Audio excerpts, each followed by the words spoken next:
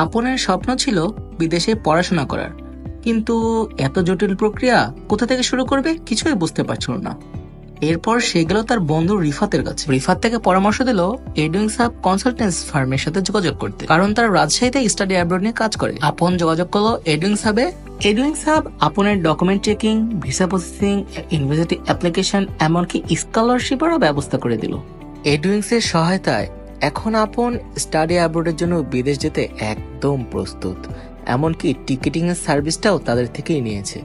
আপনার মতো এরকম শত শত স্টুডেন্টের স্বপ্ন পূরণ করেছে এডুইংস হাব।